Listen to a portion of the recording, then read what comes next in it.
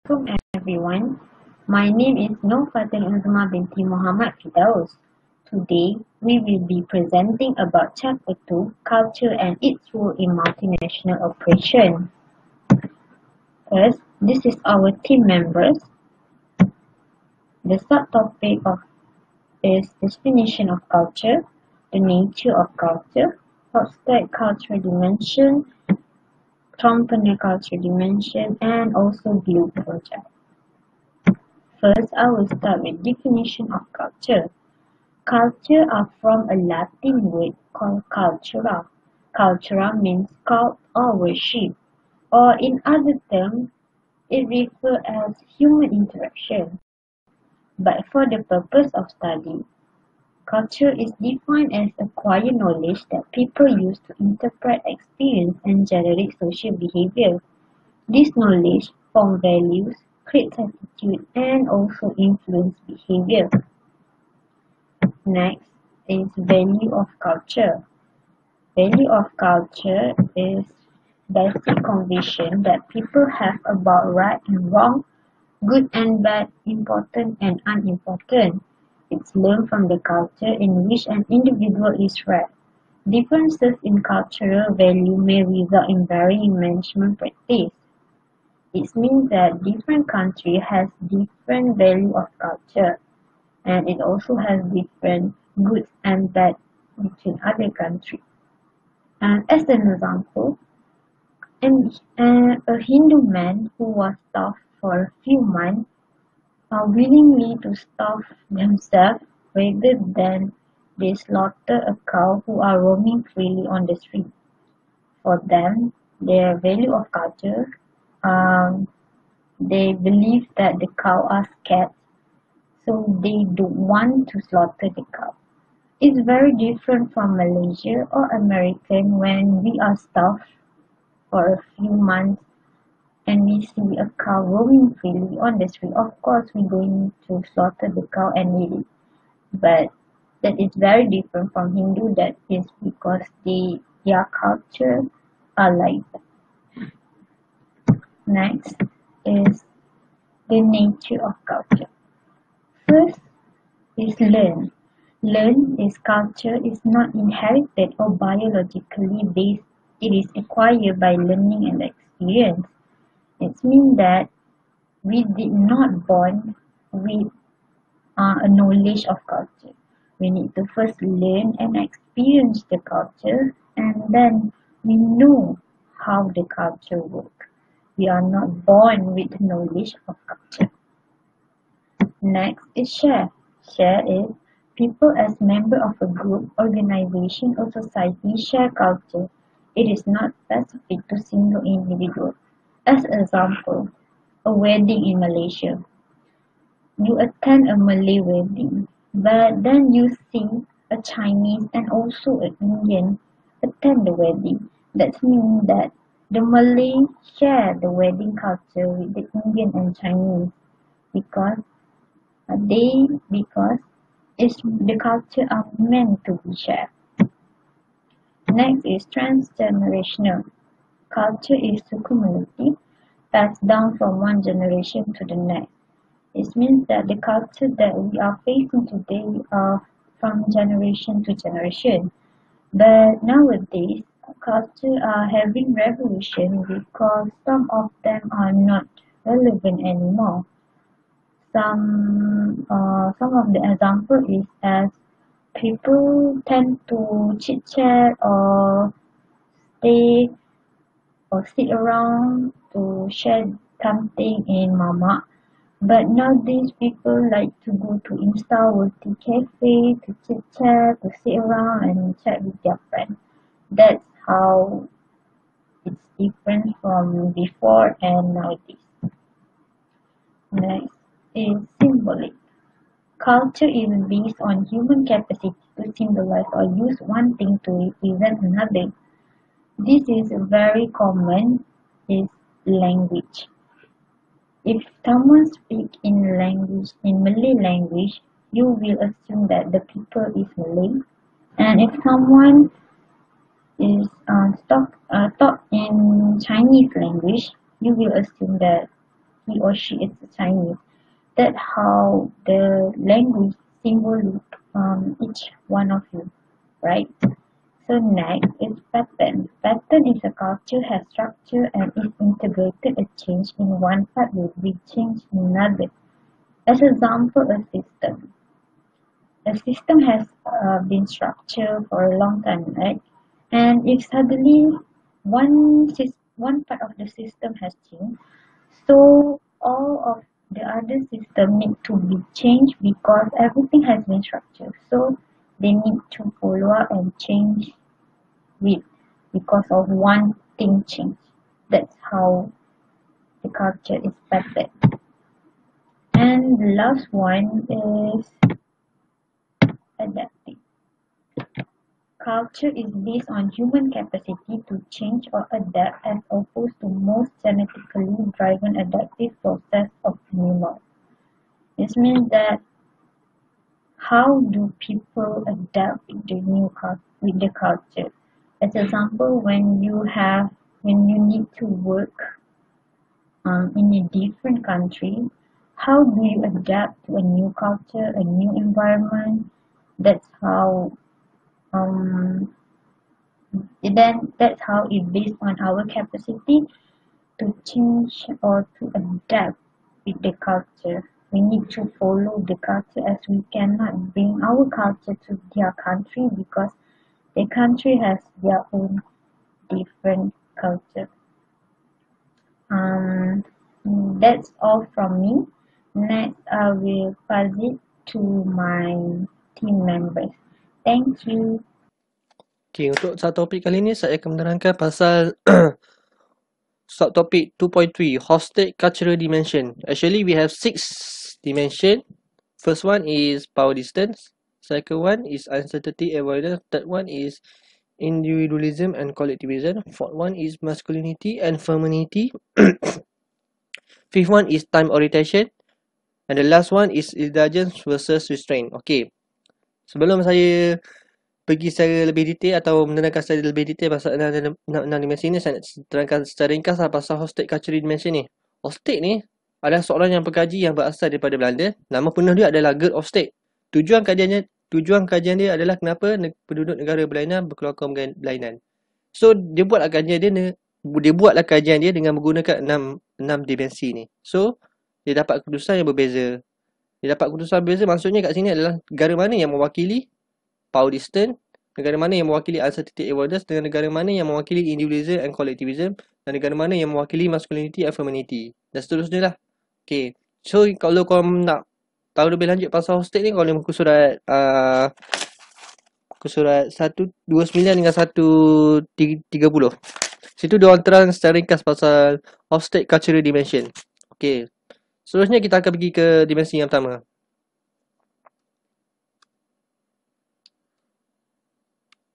Okay, dimensi yang pertama adalah power distance. Power distance terbagi pada dua. Pertama, high power distance country. Yang kedua adalah low power distance country. Okay, untuk high power distance country is centralized with tall organizational structure. For example, South Korea. Okay, sini kita boleh lihat kata kunci dia adalah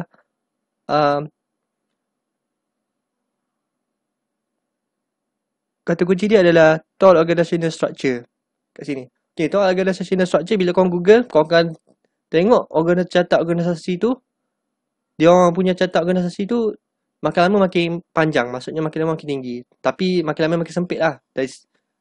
Daripada bawah meluas ke atas, makin sempit lah maksudnya. Okay, so seperti yang kita tahu, kita employee paling bawah.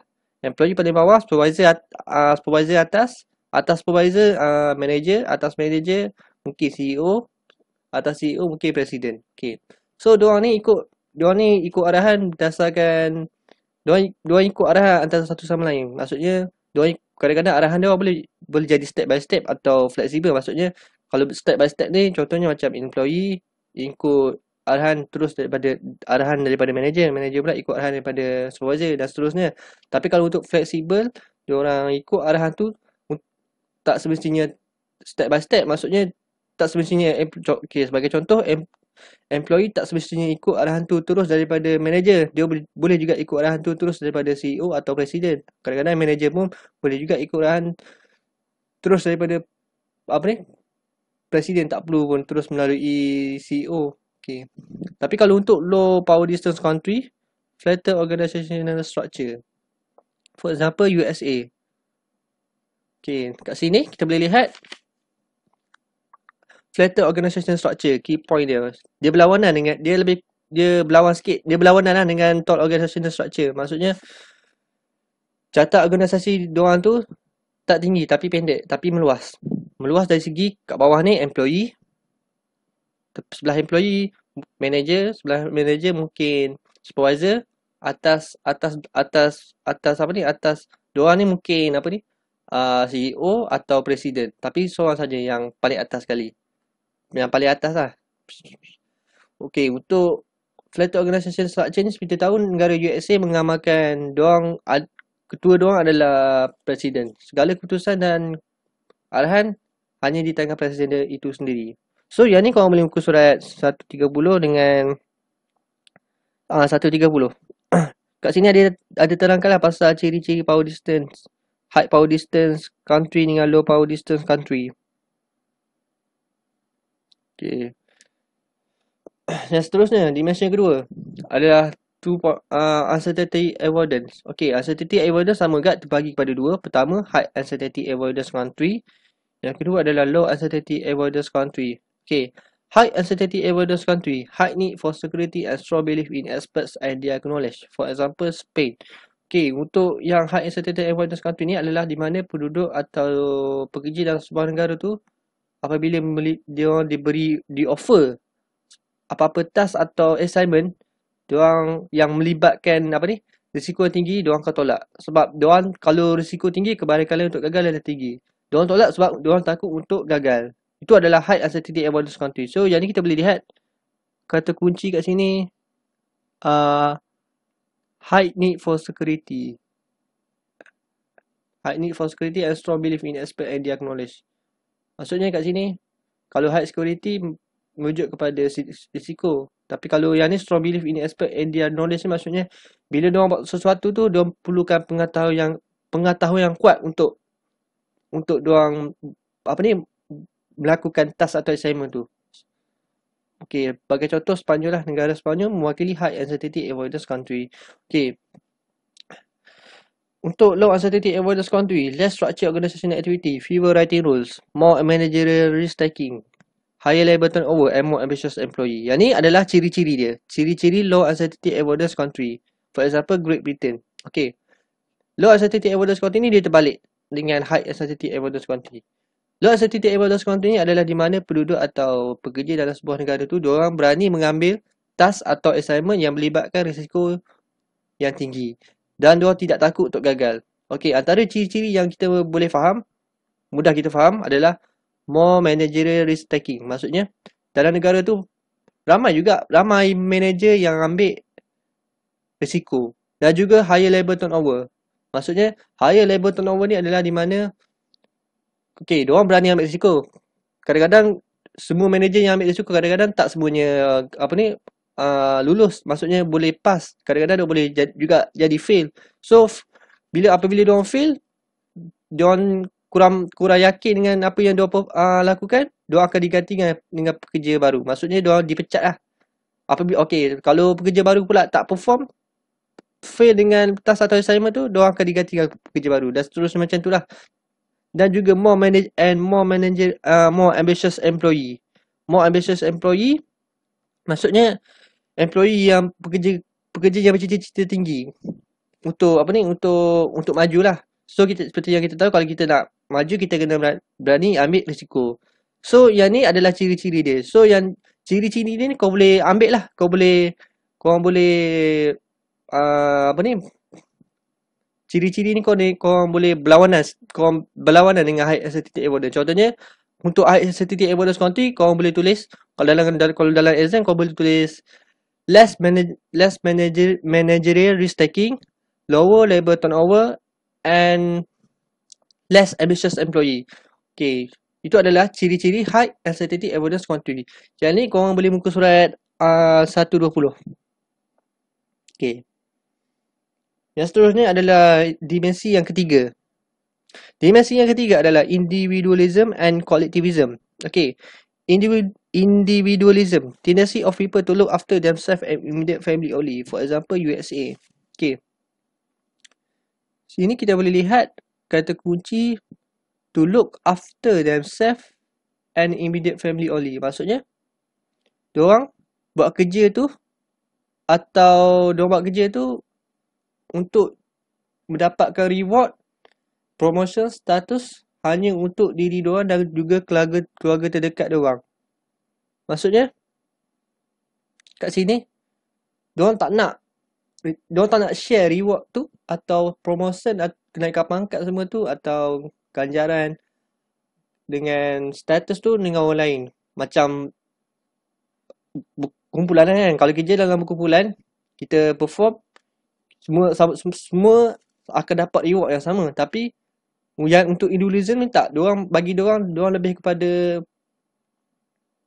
pentingkan diri lah. Diorang lebih suka bekerja secara solo atau bergerak secara berseorangan apabila melakukan task atau assignment. Sebagai contoh negara USA. USA mengamalkan individualism. Orang yang suka bekerja secara berseorangan dan juga suka kejar reward tu untuk diri dia je. Okay. Untuk collectivism is tendency of people to belong to groups and to look after each other in exchange for loyalty. For example, China. Okay. Collectivism ni dia terbalik dengan individualism. Collectivism adalah di mana orang pekerja atau penduduk dalam sebuah negara tu diorang lebih cenderung untuk bekerja secara berkumpulan. Apa-apa keputusan dan pandangan perlu dipersetujui oleh ahli kumpulan diorang. So kat sini kita boleh lihat kata kunci dia. Baik, mana ni? Okay. People to belong to groups and to look after each other in exchange for loyalty. Maksudnya kat sini, diorang setia. Okay, betul. Diorang setia dari segi dari segi reward ke, promotion ke, macam, okay, contohnya macam apabila diorang dapat reward atau promotion atau status, diorang dapat dinaikkan pangkat. Diorang kalau boleh nak bersama-sama dapat reward atau promotion tu dengan ahli kumpulan diorang. Diorang tak nak dia seorang saja dapat kenaikan pangkat. Orang lain pun mesti mendapat kenaikan pangkat. Contohnya negara China. Itu adalah yang dimaksudkan dengan collectivism, dengan individualism. Okey. Korang boleh muka surat yang individualism ni, korang boleh muka surat 130 dengan 131. Dengan 132. Okey, muka surat 132 ni dia ada tunjuk rajah 44 lah. Okey, rajah 44 ni adalah di mana negara yang mempunyai skor atau tahap individualism yang tinggi adalah negara yang mempunyai GDP yang paling tinggi. Okey? Maksudnya kat sini, negara yang paling tinggi individualism ni adalah negara negara yang mempunyai GDP yang paling tinggi lah maksudnya. Okey, contohnya macam kat sini, rajah 44 menunjukkan USA adalah negara yang mempunyai tahap individualism yang tinggi. So, apabila tahap individualism tinggi, dia punya GDP dia tinggi. So, negara itu adalah negara yang kaya. Tapi kalau negara yang mempunyai individualism yang rendah atau collectivism yang tinggi, negara itu adalah negara yang mempunyai GDP yang rendah atau negara yang miskin lah. So, korang kat sini boleh tengok kat sini China. China negara dia tahap individualism ni rendah dan dia mempunyai GDP yang rendah berbanding dengan USA. Okey, yang ni kau boleh muka surat 132 rajah 44. Okey, seterusnya yang keempat, masculinity and femininity. Okey, masculinity. Dominant social value assumes money and things. For example, German. Okey, kat sini masculinity maksudnya apabila kalau korang Google Translate dalam bahasa Melayu, masculinity adalah di mana ia mewakili sifat-sifat lelaki. Okey, kita anggap lelaki ni sifat-sifat dia lebih pentingkan kejayaan, benda, duit, status, kenaikan pangkat semua tu. Itu adalah sifat-sifat lelaki untuk masculinity culture. Okay. So kau boleh lihat kat sini kata kuncinya social value are success, money and things. For example, Jerman. Negara Jerman mengamalkan masculinity. Okay, tapi kalau femininity adalah dominant social value are caring for others and quality of life. Okay, kalau yang ni kalau kau Google Translate juga dalam bahasa Melayu dia ada sebut pasal ciri-ciri keperempuanan. Okay. Perempuan kita tahu diorang lebih kepada kasih sayang dan lemah lembut dan juga mengambil berat antara satu sama lain. So kat sini kita boleh lihat lebih diorang punya sifat lebih kurang sama dengan femininity. Contohnya kata kunci kat sini social value are caring for others and quality of life. For example, Norway. Okay.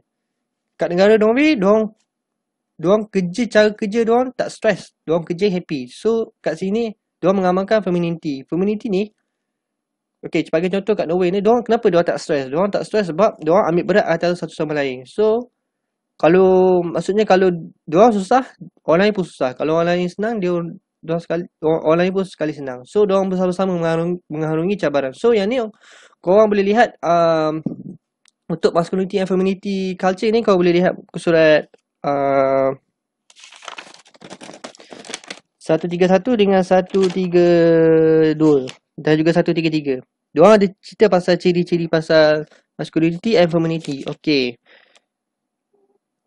Untuk ciri-ciri masculinity kan, kita boleh lihat kat sini dalam surat 132.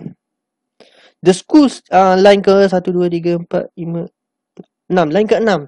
The school system is geared toward encouraging high performance. Maksudnya masculinity ni dia lebih tumpu kepada high performance.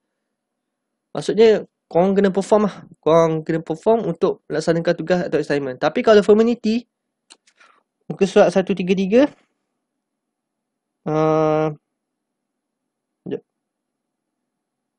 Okay, muka surat 133. 1, 2, 3. Okay, line ke-7. The school system is designed to teach social adaptation. Maksudnya, social adaptation ni maksudnya di mana pekerja tu kena bergaul dengan orang lain. Dia tak boleh buat kerja tu secara berseorangan. Dia mesti banyak bertanya, mengambil berat atas sesama lain, mesti bertanya khabar semua tu.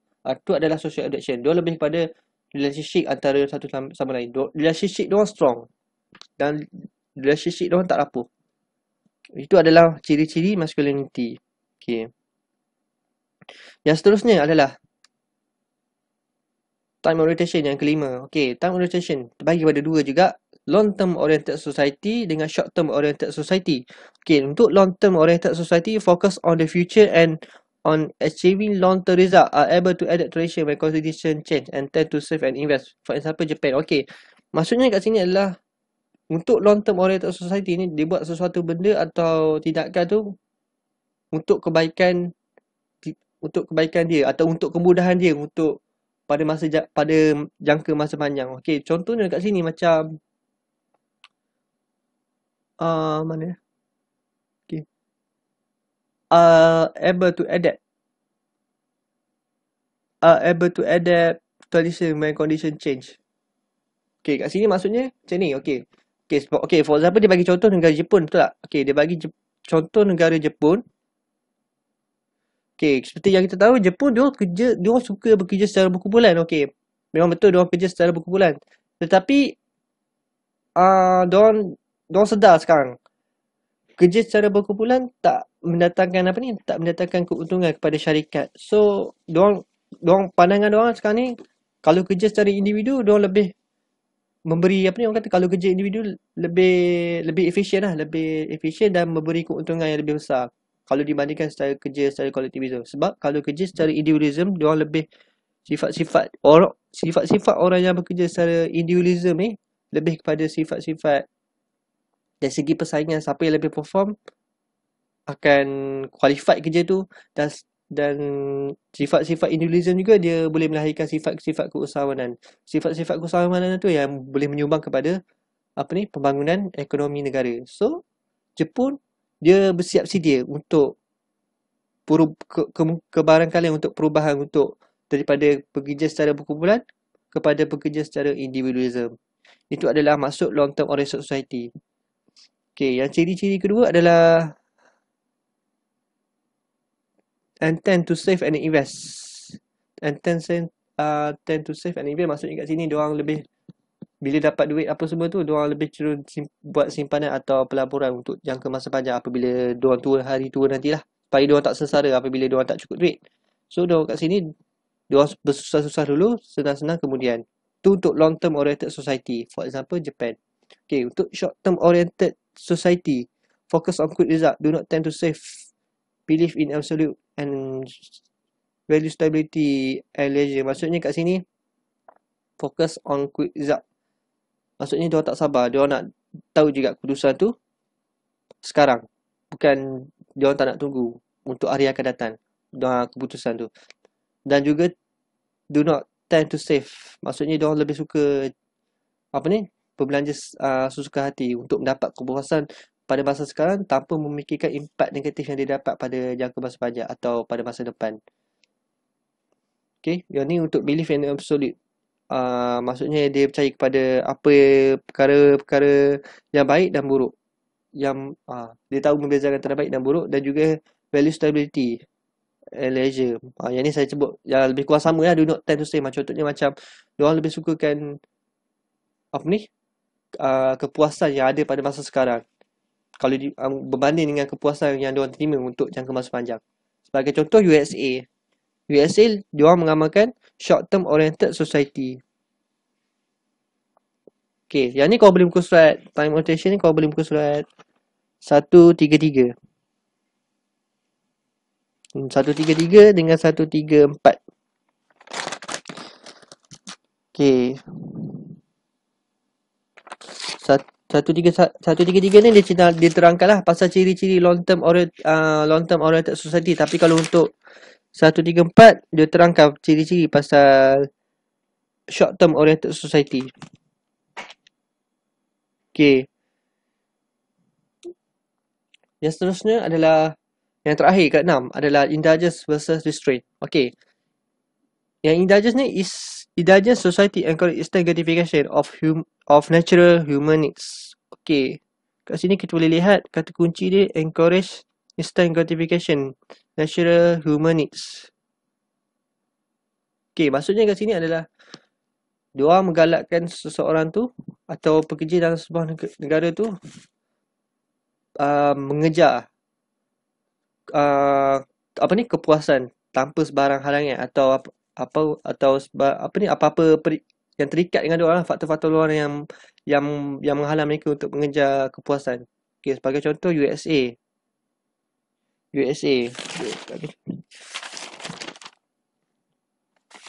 Okay, sini kita boleh lihat untuk 134 ciri-ciri dia. Untuk indulgence, peringkat kedua, they participate in more sport activity. Diorang lebih banyak join activity.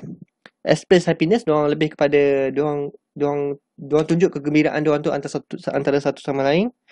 And view themselves as being in control of their own destiny. Maksudnya takdir diorang ditentukan oleh diorang sendiri. Bukan takdir diorang bukan ditentukan oleh faktor luar macam undang-undang, keagamaan, budaya, bukan. Lepas tu freedom of speech is considered vital. Orang kata apa, kebebasan berucap, demokrasi yang diorang lebih kepada demokrasi lah, kebebasan untuk memberi pendapat masing-masing, demokrasi. And smaller police forces are commonplace. Maksudnya kat sini adalah di mana kadar jenayah tu berkurang. People in Naja culture tend to view friendship as important. Maksudnya orang yang mengamalkan indulgence, budaya indulgence ni adalah orang yang pentingkan hubungan antara satu sama lain, dan juga kurang have less more moral discipline, tak ada masalah disiplin, dan juga exhibit more extroverted. Diorang lebih extroverted. Extroverted lah, maksudnya diorang lebih suka bergaul dengan orang lain, suka bercakap dengan orang lain, tak diam lah, diorang tak pendiam. And positive personality, diorang bersikap positif. Okay, tapi kalau untuk country yang mengamalkan restraint culture, regulate and control behavior based on social norm, for example Egypt. Okay, maksudnya kat sini kebebasan diorang terhad. Kebebasan diorang Diorang nak kejar apa ni? Nak kejar kepuasan tu terhad disebabkan oleh faktor-faktor luaran yang menghalang mereka untuk mengejar kepuasan lah. So, diorang punya kebebasan terhad dari segi keagamaan, dari segi budaya, dari segi undang-undang. Sebagai contoh, Egypt, kalau kita tahu Egypt adalah negara penduduk majoriti adalah negara Muslim. So, Muslim, diorang kan Muslim kita tahu Muslim tak boleh melakukan banyak perkara, benda yang dilarang. Contohnya macam minum arak, pergi disco semua tu. Itu dari segi faktor keagamaan. Dan banyak lagi dari segi faktor undang-undang pun ada juga yang menyekat mereka untuk macam menyekat mereka untuk bebas bersuara, memberi pendapat. Okey, sebagai contoh kat sini, ciri-ciri untuk negara yang mengamalkan restraint adalah countries that show a low indulgence. Maksudnya restraint lah, restraint culture tend to be located in Asia and Eastern. Maksudnya negara yang terletak di Asia dan juga Eastern Europe, including termasuk Egypt. Okay, Egypt, Rusia, India and China. In the society, individual participate in fewer activity and sport. Maksudnya dia kurang join activity atau sport activity. Lepas tu, diorang express less happiness. Diorang kurang gembira. And believe that their own destiny is not in their control. Maksudnya, takdir diorang bukan ditentukan oleh diri diorang sendiri. Tapi takdir diorang ditentukan oleh faktor luaran. Contohnya macam saya sebutkan tadi, faktor keagamaan, budaya, undang-undang. Okay. Lepas tu, maintaining order is seen as vital, resulting in larger police forces and less crime. Maksudnya kat negara yang mengamalkan Kristian adalah negara yang mempunyai kadar jenayah yang tinggi. Kadar yang mempunyai apa ni? Yang mempunyai pengawasan polis yang tinggi, dan juga people tend to value work ethic over friendship. Maksudnya dia lebih pentingkan kerja daripada relationship. As a bit introverted, diorang bersikap introvert, diorang pendiam. Dan akhir sekali follow stricter moral discipline. Maksudnya diorang patuh kepada undang-undang. So, kalau diorang tak patuh, diorang akan kenakan tindakan. Itu yang dimaksudkan dari segi restraint ni, dari segi kebebasan. Diorang nak kejar kepuasan tu tak bebas, terhad. Kebebasan dia tersekat atau terikat oleh faktor-faktor luaran. Okay, itu sahaja. Assalamualaikum and hi everyone. I'm Nosharina binti Anwar. Today I would like to talk about entrepreneurs' cultural dimension. Okay, actually entrepreneurs is a span from the Hofstede because Hofstede is from the soil researcher, while entrepreneurs is endowed by the survey of 28 countries, which means Hofstede have a lack of cultural diversity, and entrepreneurs can help to improve it so that we can know a different country have a different culture. Okay, there are 7 of entrepreneurs' cultural dimension, which is universalism versus particularism, individualism versus communitarism, neutral versus emotional, specific versus diffuse, achievement versus ascription, time, and the last one is environment. Universalism versus particularism. Universalism is the belief that idea and practice can be applied everywhere without modification. For example, UK.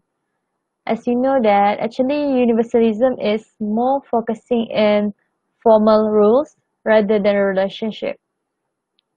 Particularism believe that how idea and practice should be applied. For example, in country of China, particularism is more focusing in relationship rather than formal rules.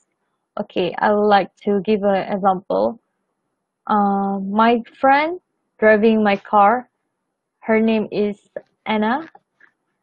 Anna is hit the pedestrian with a speed of 150 km per hour, and then she has to go to the court because she killed the pedestrian.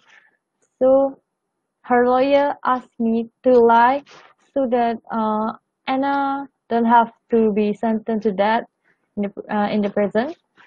So I have to choose whether I have to defend her or I have to tell the true thing. So if I tell the true thing, which means is I is high universalism. And if I lie so that I can defend her, I is particularism. Okay, next.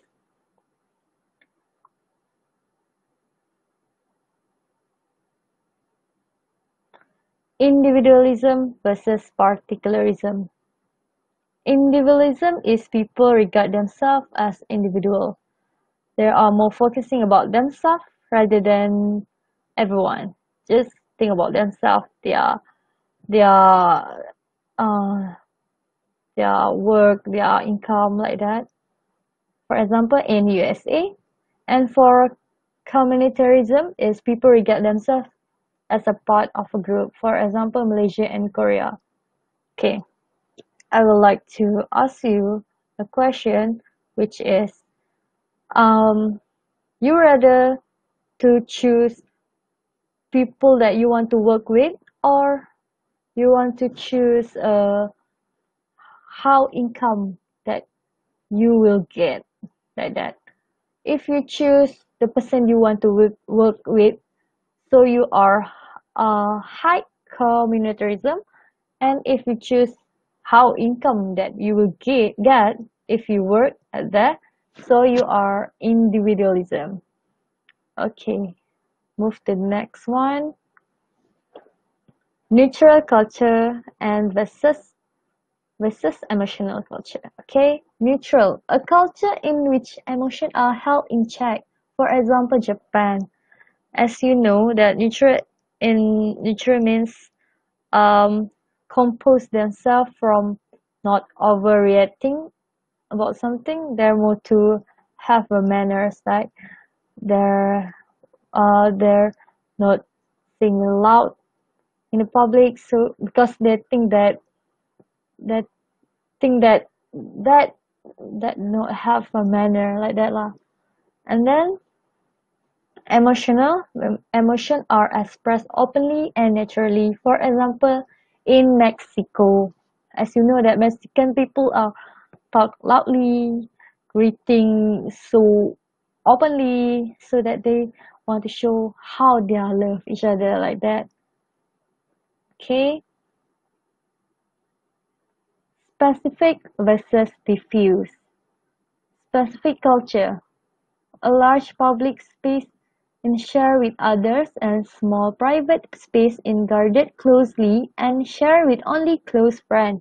For example, USA. Okay, for the specific culture, uh, okay, Professor Professor Adam is teaching his student in college, and all of his students call him as Professor Adam. But when outside of the college, people just call him as Adam, like that. So it's more to informal. So they think that it will make them feel close with each other. And diffuse culture is public and private space are similar in size because entry into public space afford entry into private space. For example, China. For the diffuse culture, okay, Cikgu Maimuna worked as a teacher in her school, and then in the outside, in the private life, her student also will call her as the Cikgu Maimuna because uh, different culture have a different country have a different culture, right? So it will think that more to respect because she or he taught us something, so we have to respect them, like that mindset. Okay. Okay, next is achievement versus ascription. Achievement culture. People are accorded status based on how well they perform their function. For example, USA. Achievement culture is more likely to the more you perform, the more you get the position. Okay. Ascription culture is a status, it's attribute based on who or what of individual. For example, Indonesia. As for the ascription culture is more likely to have a bias thing because people only look how long you work for the company, how how you know about the people around the company, and what is your gender, what is your age, like that. Okay. Next one is time retention. Sequential, only one activity at a time. Appointments are kept strictly and the plans are followed as laid out. For example, USA. We doing the one task at the one time. Okay, that means after we finish the task, we will do another task.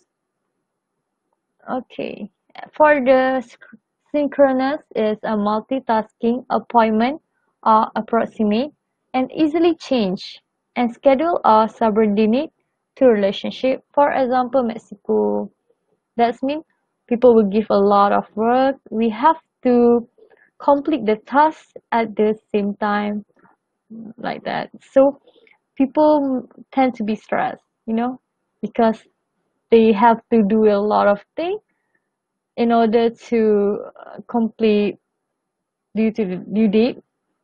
So they will try their best to chase people so people not disturb them. Okay. In for the environment is have an inherited. People believe in controlling outcome. For example, USA. Okay, that means people we doing that thing because we want to be something that more success. That's why people will doing that thing. For the auto director, people believing in letting things take their own course. For example, Japan. Okay, for example, you in the situation why everyone busy doing their works and do not have a rest time, and then you don't have a many works, so you will feel bad, right? Because you the only one uh don't have many work as they are, so you tend to be more pretentious and you will work hard, so you will seem as the same level for as them, like that. Okay. Hello everyone, my name is Simon. We'll proceed with group project. Global leadership and organizational behavior effectiveness. It is a system analysis based on the publishing of Trompenas and Hofstede. They have been revised into 9 cultural attributes to filter out the accurate cultural dimensions within an organization. I just gone through the Globe project to analyze the organizations. First two, which are attributing the 9 different cultural attributes being revised by Hofstede and Trompenas, using middle managers, which are supervisors, the observers of the organizations. Third phase is examine the interactions culture of upper level management, how the environment evolved in upper level decision making. There are 9 variations, which are firstly uncertainty avoidance, how an organization look forward into the future, knowing the risks and the outcome. Differentiate blue collar, background work and frontline work. Frontline work is to project and make a system from the chaos to be rushed into. Example, Tesla in rocket pioneering to make it more cheaper compared to office worker, which are result and efficient orientation to maintain result, and restaurant maintain good service. How distant? How an organization communicate through and fro within an organization. Example, a hierarchical structure involve lower, middle to upper level communication compared to a special task force which direct communication to leader to have effective and strategic movement to navigate through the chaos. Societal collectivism.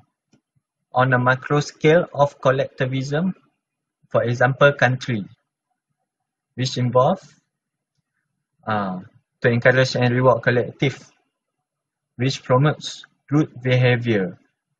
Example, country promotes good behavior of citizens to contribute themselves in hospital, engineering, and high level degree of working profession.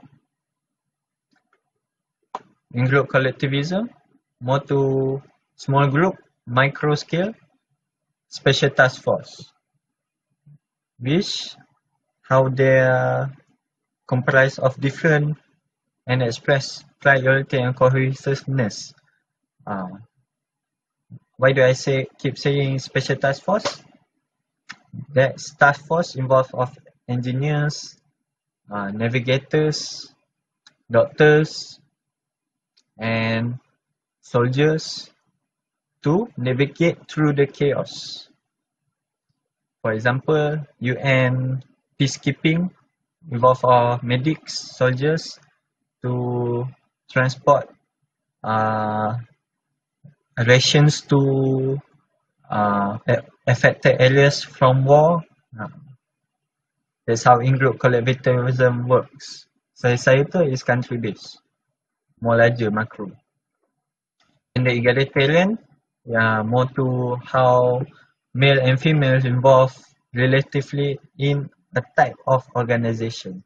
For example, how nursing involves more female nurse than male due to female nature of giving care, more empathetic and more multitasking. Whereas for males, they are more focused and skill oriented and more prone to die more and higher risk to reward ratio. Male usually involved in military, pioneering in doctor, engineer, and how observing scientists. Next is assertiveness.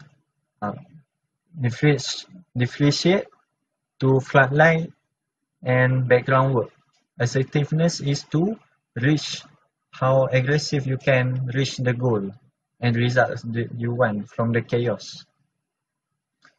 Example of work, entrepreneurs, they have to confront uncertainty and more aggressive in social dynamics and psychological. They have to be assertive in psychological dynamics to reap the reward and knowledge. How far they can reach the knowledge to reach a product. We give value to people. Example, Tesla.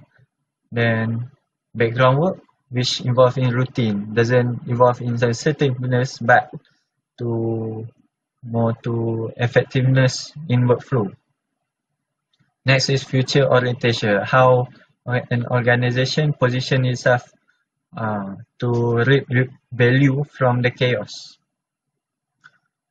which involve in process of planning, investing, and delaying gratification. frontline and background work also. How frontline work is to delve into chaos, scout the chaos, then plan at home to make tools, which translate to consistent and less future-oriented work, which involve laborers to maintain workflow and consistency to reap the value. Yes. How entrepreneurs make the road and bring back to make factories for less future-oriented individual. Next is performance orientation. Performance is the more you work, the smart you work, the better the value you reap from the chaos. Example, entrepreneurs have to work hard and face more psychological, physical and knowledge aggressiveness in an environment compared to factory workers. They have to maintain consistent productivity to target production to maintain the value, maintaining value and increasing value. That's how performance can be differentiated. Human orientations will involve in nurturing and empathize to people. Example, restaurant, they have to empathize with customer and deliver consistent result, good food to be exact, compared to military, more power, more assertiveness in maintaining order or consistent result. Factory workers, policemen, they have to be less human to have a working mechanism to maintain order. Country analysis. In conclusion, globe analysis is based on Hofstede Entrepreneurs Publishing that have been derived into 9 variables, which gone through methodology to process the organization, filter it into 9 variations redundantly. Then, why globe analysis? Globe provides comprehensive overview of an organization. 2. To spot patterns and behavior in reap value from the future, where it's heading. A more aggressive and innovative company will have more risk to reward ratio, and an organization that maintains service and deliver good service have less risk to reward but value in performance due to consistent system that helps them to reap value. That's all from me. Thank you everyone.